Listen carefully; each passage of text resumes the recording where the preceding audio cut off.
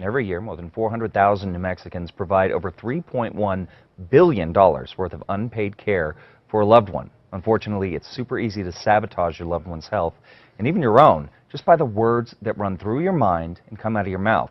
So joining us now is Dr. Lori Barr, author of the bestseller Think and Grow Well. Doctor, good to see you again. So this is something that I believe very strongly in. Words have power, and we use a lot of words every day. They have a deeper meaning. Is that right? The words that we use, they have a deeper meaning than what a lot of people might think they do. $3.1 billion dollars worth of unpaid care. As Robert Plant would say for those family caregivers, as he still sings, whoa, got a whole lot of love, right? You know, I mean, it is amazing. And words do have a deeper meaning. When we use the right heartfelt feelings and the right words, we really build up vitality. But if we use the right heartfelt feeling, and what we usually do are just the first words we've learned, it cancels out and it really will help somebody feel sicker. So that's what we're here to explore today. Okay. So how does this help our loved ones?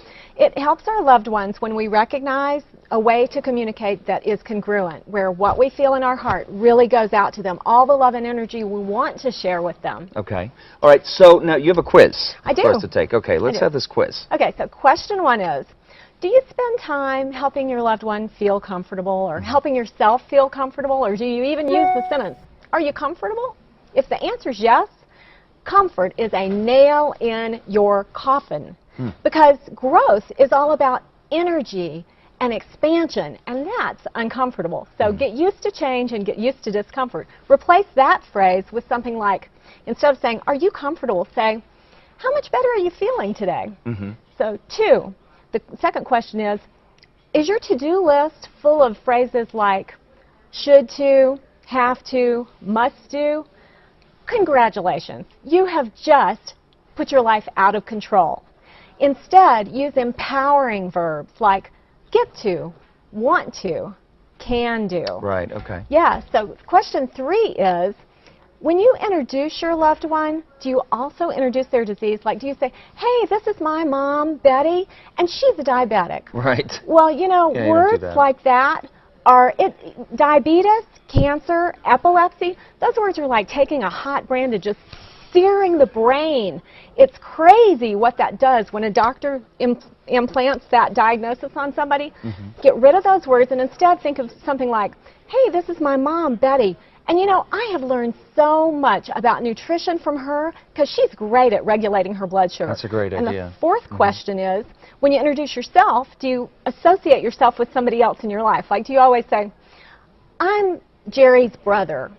You know, you are so much more than any one relationship, but if you tell your mind Jerry's brother all the time, your mind may think that's all you are. Right. So if you answer yes to just one of those questions, guess what? You are making your family sick. Wow, okay, so now there is a solution to this, though. There is a solution. It's a 4R cycle, a solution cycle. It's easy to remember. So the first R is recognize. Stop when you break the healthcare code. Just stop right there and recognize the toxic word. The second R is remove it. And the way you do that, you say, whoa, I reject that. Just rip it right out of your brain by saying that. The third thing you do is replace it with what you really want. And the fourth step is to repeat. It's to reinforce. Did you know it takes 1,200 to 1,500 repetitions for a new habit to develop, like brushing your teeth or learning a new language? No, I didn't know that. So what's going to happen is you're going to use those words again. So what do? Stop and recognize it, rip it out of your brain by saying, I reject that, reinforce it with the new idea, and repeat, repeat, repeat. Gotcha. Now you're on the way to building that new communication habit where you've got the right heartfelt feeling, the right words, and you build vitality in your family. Gotcha. So very quickly, Doctor, before we run out of time, where can we get a copy of your book, Think and Grow Well? Amazon. Amazon.com. All right, guys, for a full recap on this and how words are making you sick and how you can fix that, head over to KASA.com. Good to see you again. Good to see you.